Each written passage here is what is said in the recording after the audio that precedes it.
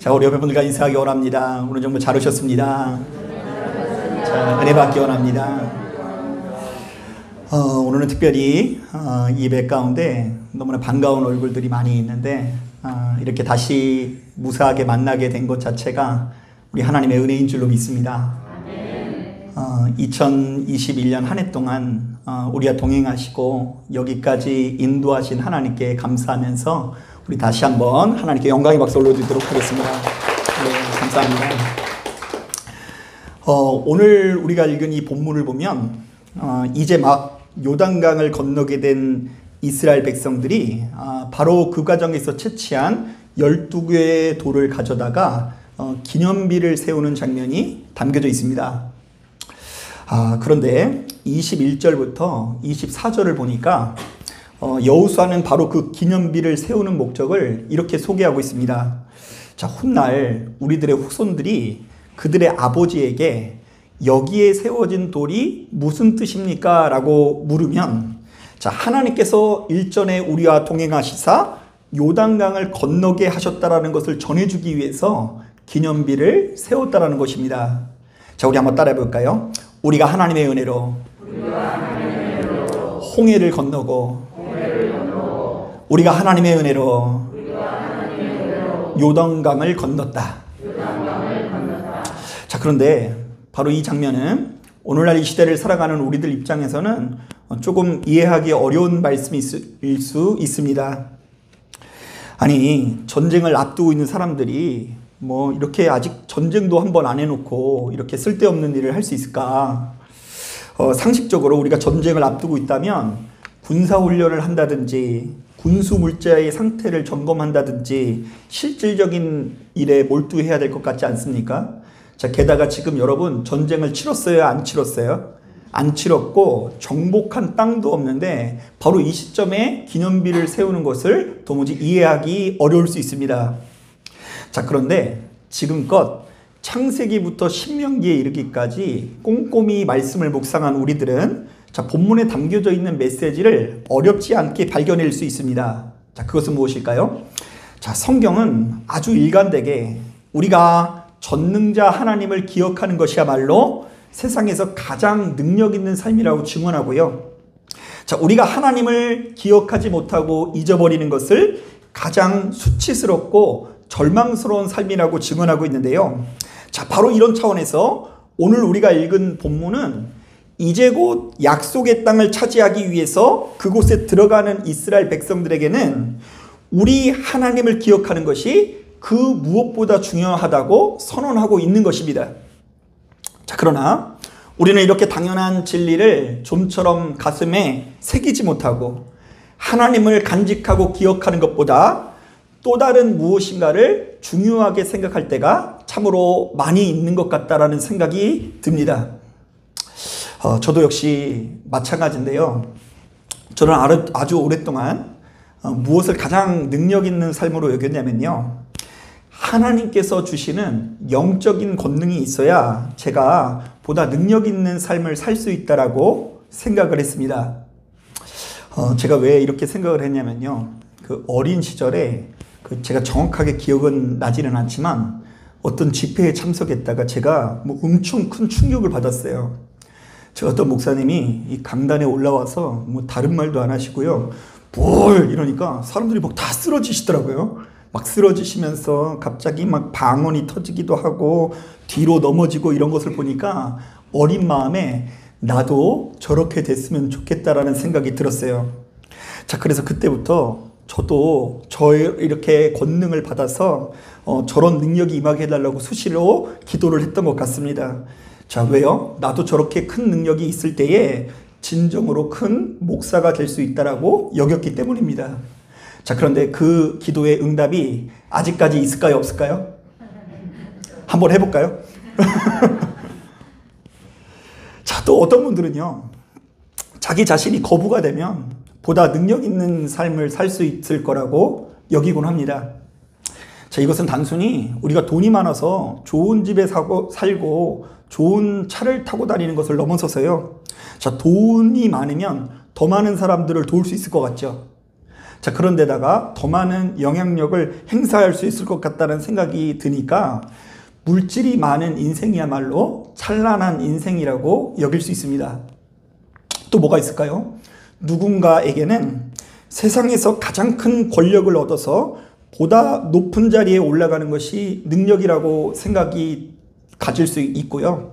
또 누군가는 그 누구보다 대단한 인기를 얻어서 더 대단한 인맥을 소유하는 것을 능력 있는 삶이라 말할 것입니다. 자, 그러나 분명히 말씀드리지만 우리의 인생이 진정한 생명을 누리기 위해서는 반드시 은혜가 있어야 합니다. 또한 바로 그 은혜는 우리가 하나님을 잊지 않고 기억할 때에 시작된다는 것을 반드시 여러분 가슴에 새겨야 될 줄로 믿습니다. 여러분, 예를 들어 볼까요? 우리가 살다 보면 무수히 많은 다툼과 분쟁을 경험하게 되지 않습니까? 너무나 허물이 많고 부족한 우리들은 주변에 있는 누군가를 좀처럼 품지 못하고 쉽사리 미워하게 됩니다. 자, 그런데 이것이 사실은 얼마나 힘든 일인지 모릅니다. 자, 내가 미운 사람, 내가 싫어하는 사람과 한 공간에 있다라는 것, 그리고 또는 한 공간에서 숨 쉬는 것 자체가 때때로 우리에게는 너무나 큰 고통일 때가 있는 거죠. 제가 라디오에서 며칠 전에 들은 사연이 있는데요. 자, 어떤 여자분이 그 남편이랑 크게 부부싸움을 하고 난 이후에 자, 그 남편이 갑자기 눈앞에서 막대사탕을 이렇게 돌리면서 빨아먹고 있더래요. 자, 그런데 그 여자분이 그 모습이 보기가 좋을 것 같아요? 꼴보기 싫을 것 같아요? 예, 꼴보기 싫어서 저기 가가지고 먹으라고 하려고 그 막대사탕을 이렇게 툭 친다고 쳤는데 실수로 남편의 뺨을 때리게 됐대요. 자, 그런데 감정이 실려서 그런지 순간적으로 짝 소리가 났다고 합니다. 자, 그런데 그 여자분이 마음 한편으로는 뭐 너무 놀래가지고 당황스럽기도 하지만 또 한 구석에는요, 내가 이렇게 뺨을 한번 때려보는구나 싶어가지고 너무 기쁜 마음이 들었대요. 여러분, 이 부부지간이라고 하면요, 우리의 인생 가운데 가장 가까운 사이라고 하지 않습니까? 자, 그런데 그 관계가 사실은 가장 멀고 험한 관계가 될 수도 있는 것입니다. 자, 그런데 바로 이런 상황 속에서 우리 인생이 어떻게 해야 진정한 생명을 누릴 수 있을까요? 자, 제가 몇 가지 예를 들어봤어요. 첫 번째, 기도를 열심히 하고 남편 앞에서 불하고 외쳐본다. 자, 2번, 나의 통장에 10억이 있다는 것을 보여주면서 내 말을 듣지 않으면 주지 않을 거라고 협박을 해본다. 자, 3번, 남편이 아니더라도 나는 친구가 많으니 이제부터 다른 친구들이랑 놀면 된다. 자, 4번, 그럼에도 불구하고 지금 이 순간 바로 이 자리에 누가 거하신다라는 걸 기억한다? 하나님께서 거하신다는 걸 기억한다. 자, 여러분, 이 네 가지 중에 어떤 것이 정답인 것 같아요? 제가 좀 웃자고 말씀드린 건데 너무 진지해가지고 당연히 4번이죠. 사랑하는 여러분, 우리가 하나님을 잊지 않고 기억하는 것만으로도 때때로 우리의 삶의 자리에서 엄청난 권세를 누릴 수 있는 것입니다. 하나님을 기억하는 사람은 물질에 지배당하는 것이 아니라 물질을 지배하는 길을 누릴 수 있습니다. 하나님을 기억하는 사람은 권세에 지배당하는 것이 아니라 권세를 지배하는 법을 배울 수 있습니다. 하나님을 기억하는 사람은 나 자신의 감정을 통제하여 쉽사리 악을 행하지 않게 됩니다.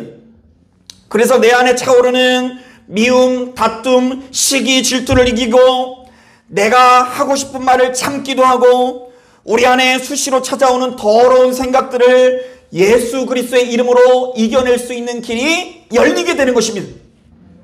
자, 그래서일까요? 성경에는 우리의 힘이요, 능력이요, 권세자 되시는 하나님을 잊지 않고 그분을 기억하기 위한 믿음의 장치들이 끝없이 등장하는 것을 볼 수 있어요.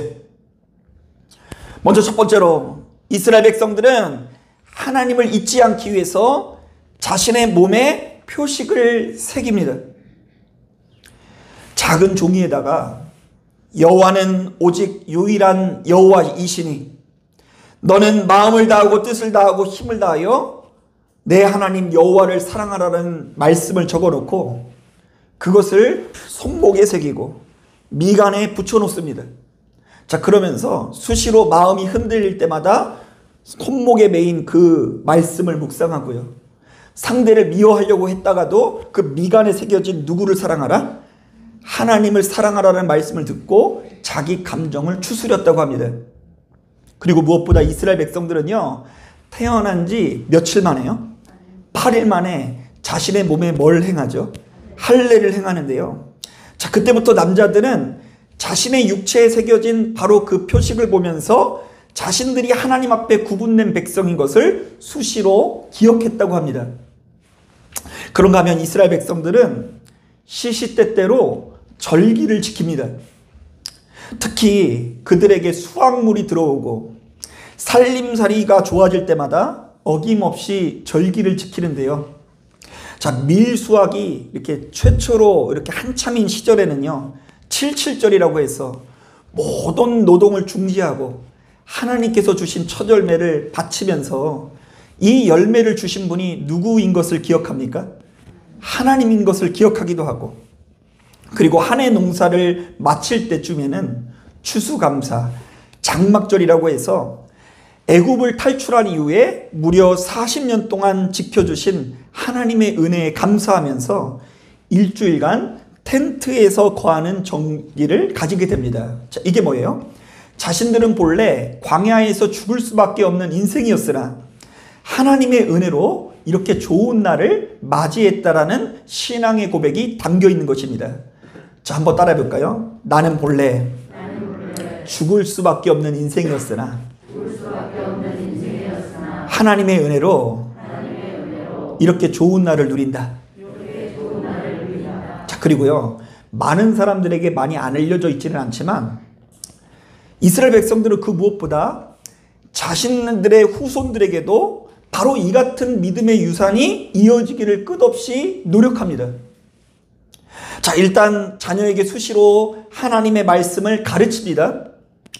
집에 앉아 있을 때든지 길을 갈 때든지 누워 있을 때든지 일어날 때든지 말씀을 강론하고요. 되도록 자녀들과 자주 시간을 보내면서 우리를 여기까지 인도하신 하나님에 대한 대화를 나누는 것을 미덕으로 생각했다고 합니다. 자, 왜요? 이스라엘 백성들은 자신이 믿고 의지하는 하나님의 신앙을 자신들의 후손들에게 물려주는 것이야말로 세상에서 값지고 소중한 유산을 물려주는 것이라고 생각했기 때문입니다. 자, 그런데 이것은 오늘 본문도 마찬가지입니다. 이스라엘 백성들이 가나안을 정복하는 과정 가운데 너무나 큰 기적을 경험하게 되지 않습니까? 자, 그들이 선조들이 홍해를 가르고 애굽을 탈출하였듯이 이번에는 무엇을 가르고요? 요단강을 가르고 가나안 땅에 입성하게 된 것입니다. 자, 그런데 바로 그 기적의 순간 그들이 가장 먼저 떠오르고 생각한 것은 무엇입니까? 우리 하나님을 잊지 않고 기억하는 것입니다. 지금 이스라엘은 하나님께서 자신들을 여기까지 인도하셨다는 것을 강하게 확신했습니다. 또한 앞으로의 모든 여정 가운데서도 하나님께서 동행하시사 자신들을 좋은 곳으로 인도하실 것을 강하게 믿었습니다. 자, 그래서 자신들이 목격한 바로 그 하나님 경험이 자신들이 가장 끔찍히 아끼고 사랑하는 자녀들에게도 전해지기를 바란 것입니다. 왜냐하면 바로 이것이 전해지는 것이야말로 내 자녀의 인생이 가장 찬란하게 빛나는 길인 것을 가슴으로 확신했기 때문인 것입니다. 자, 저희 가정은 그 자녀를 낳고 지금껏 키워오는 과정에서 함께 신앙생활을 하는 성도님들에게 얼마나 많은 사랑을 받았는지 모릅니다. 자, 그러니까 저희 아이들은요, 진짜 성도님들의 관심과 사랑을 먹고 이만큼 자랐다고 해도 과언이 아닌 것 같아요. 자, 그런데 그 과정에서 이제 우리 아이를 낳고 나서요, 저희 아들을 보면서, 이제 막 태어난 아들을 보면서 많은 성도님들이 이런 이야기를 해주시더라고요. 아버지가 목사님이니까 아들도 뭘 해야 되겠다? 예, 목사님이 됐으면 좋겠다 이렇게 얘기하시더라고요. 자, 그런데 저는 초창기에는요 그 얘기가 굉장히 좀 거슬리더라고요. 왜냐하면 야, 자기 아들 아니라고 이제 태어나자마자 신학교를 보내는구나 이런 생각이 들어가지고, 그래서 알아듣지도 못하는 태성이 귀에다가 얘기를 했어요. 태성아, 절대로 이쪽은 쳐다보면 안 된다 이렇게 얘기를 해줬어요. 자, 그런데 이제 저희 아이가 이제 초등학교 3학년이거든요. 올해가 10살이고 내년이면 벌써 11살이 됩니다. 자, 그러니까 이제 저도 저희 아이를 약 10년 정도 키운 것 같은데요. 자, 놀랍게도 그 과정에서 제 안에 약간의 변화가 생겨났습니다. 자, 이제는 이 아이가 목회를 한다고 해도 나쁘지 않겠다라는 생각이 좀 들기도 하고요. 자, 더 나아가서 이 아이가 3대에 걸쳐서 목회를 한다면 참 영광스러운 일이겠다라는 생각이 들더라고요. 아멘 하시면 안 돼요, 아직. 자, 왜냐하면 그 이유는 아주 간단해요. 아이에게 어떤 변화가 일어난 것이 아니라 이 아이를 키우는 10년 동안 내가 영접한 복음에 대한 확신이 더욱 강해지고 있어요. 야, 나는 이 제대로 된 가정을 꾸릴 수 없는 죄인인데 하나님의 은혜로 주의 도가 내게 임해서 이렇게 좋은 가정을 꾸리게 되었구나, 이런 확신이 주어지게 되고요. 나에게 있는 여러 가지 가시가 있었는데 하나님의 복음으로 이렇게 어루만져져서 좋은 삶을 누리고 있다는 생각이 드니까 이 아이에게 복음이 전해졌으면 하는 마음이 생겨나는 거예요. 물론 이 아이의 장래는 이 아이 스스로 선택하게 할 생각입니다. 자기가 진짜 하고 싶은 일을 선택해서 그것을 직업으로 삼는다면 박수를 치면서 아빠로서 마음껏 응원하고 축복해 줄 것 같습니다. 자, 그러나 시간이 흐를수록 나를 여기까지 인도하시는 하나님을 이 아이가 바라봤으면 좋겠다는 생각이 들고요. 그리고 이 아이들에게 성령의 역사가 더욱 강하게 나타나길 바라는 마음으로요, 새벽마다 기도하게 되더라고요. 하나님, 우리 아이들도 하나님을 참으로 알게 하여 주옵소서. 주님의 도를 영접하고 그 도를 따르는 인생이 되도록 인도하여 주옵소서. 그래서 자기 전에요, 한 30분 정도 엄마가 성경 관련되어 있는 동화를 읽어주는데 아이들이 얼마나 조금 이렇게 막 관심을 보이기도 하고 지루하게 하기도 하고 하는데요. 그 아이들에게 성경을 읽어주는 그 시간이 사실은 성경이 유전되고 하나님을 향한 믿음이 유전되길 바라는 저희들의 소망이 담긴 행위인 것입니다. 그러면서 얼마 전에는 이런 기도도 했어요. 하나님, 저와 제 아내가 언젠가 죽을 텐데 그때가 되면 내가 저 아이들을 지도해 줄 수는 없지만 하나님 아버지께서 친히 찾아와 주셔서 우리 아이들을 지도하여 주시옵소서. 여기서는 아멘 해주셔야 돼요. 어쨌든 그런 마음이 이렇게 담기게 되더라고요. 자, 그런데 오늘 우리가 읽은 본문은 이제 곧 약속의 땅을 목전에 둔 이스라엘 백성들이 자신의 자녀들에게 우리 하나님을 향한 신앙을 전수하고자 애쓰는 바로 이 일상적인 모습을 통해서, 자, 그들이 지난 40여 년 동안 약속의 땅을 차지할 만큼 그 믿음이 성장했다라는 것을 우리에게 보여주고 있는 것입니다. 사실 이스라엘 백성들은 지난 40여 년 동안 미숙하고 연약한 모습이었습니다. 자, 그래서 도무지 약속의 땅에 들어갈 수 있을 만한 믿음의 실력이 되지 않았습니다. 자, 그러나 이렇게 연약한 이스라엘 백성들이 그래도 그 척박한 광야 가운데 하나님의 말씀을 끊임없이 묵상하고 하나님과 친밀히 교제했더니 그들의 믿음이 자랐다 안 자랐다? 자랐다라는 것을 증언하는 것입니다. 그래서 여호수아는 우리 하나님의 뜻을 순종하여 요단강을 건너는 과정에서 얻은 돌덩어리 12개를 가져다가 기념비를 세우고 이스라엘 백성들에게 이렇게 명령하는 것입니다. 너희는 훗날 우리의 자녀들이 여기에 세워진 돌이 무슨 뜻입니까? 라고 물으면 하나님께서는 일전에 우리와 동행하사 요단강을 건너게 하셨다라는 것을 전해야 된다라고 말씀합니다. 자, 우리 한번 따라해 보겠습니다.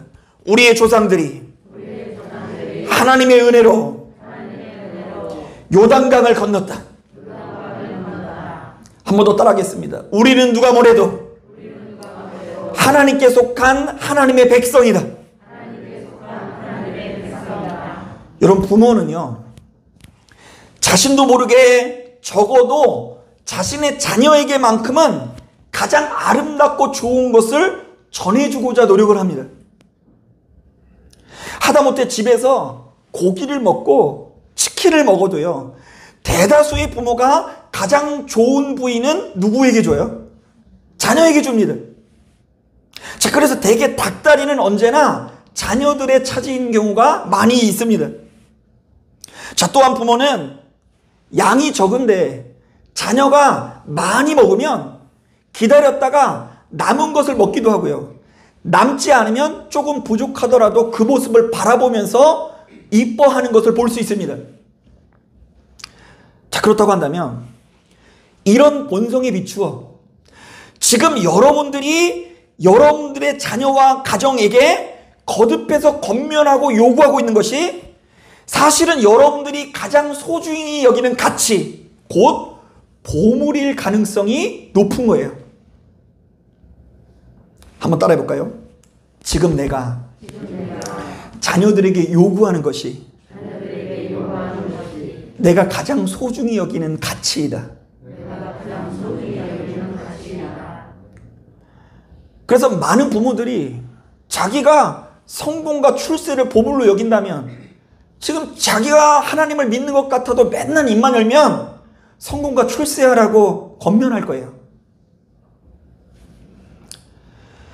여러분들이 만약 물질을 보물로 여긴다면 이 자리에서 예배를 아무리 열심히 드려도 돌아놓고 아이들에게 맨날 하는 얘기가 물질을 많이 벌어야 한다라는 이야기를 꺼낼 거예요. 그리고 만약 여러분들이 우리 하나님을 가장 큰 보물로 여기고 있다고 한다면 그 무엇보다 여러분들과 자녀들 사이의 대화에서 하나님이라는 소재가 빠지지 않게 될 것입니다. 여러분들이 여러분들의 자녀에게 권하고 있는 그것이 사실은 여러분들이 가장 크게 여기는 보물이요, 여러분들이 믿고 의지하고 있는 하나님인 것입니다. 사랑하는 여러분, 지금 여러분들의 입술에는 무엇이 자리 잡고 있습니까? 지금 여러분들의 가정과 여러분들의 자녀와 여러분들 사이에는 무엇이 위치하고 있습니까? 아무쪼록 우리 하나님을 가장 큰 보물로 여겨서 그 하나님을 권면하고 기억하는 인생을 되길 원합니다. 그리고 여러분들도 여러분들의 자녀들이 여러분들에게 찾아와 이 돌은 무슨 뜻입니까? 아버지는 어떻게 그렇게 성공했습니까? 엄마는 어떻게 그렇게 행복합니까? 엄마와 아버지는 어떻게 그렇게 인상이 좋습니까? 엄마와 아버지는 어떻게 그렇게 지혜롭습니까? 라고 질문을 받았을 때에 우리를 여기까지 인도하시는 하나님을 앞세우는 인생이 되기를 원합니다. 우리 가정은 하나님의 은혜로 홍해를 건너고 요단강을 건넜다. 우리는 망할 수밖에 없는 연약한 존재였으나 어머니 아버지가 그래도 하나님을 붙들고 의지했더니 약속의 땅을 차지했다. 한 해를 정리하면서 그래도 각박하고 어려워도 우리에게 너무나 많은 풍요로움이 있고 추수의 기쁨이 있습니다. 그런데 바로 그 풍요로움 앞에서 우리는 고백할 수 있어야 됩니다.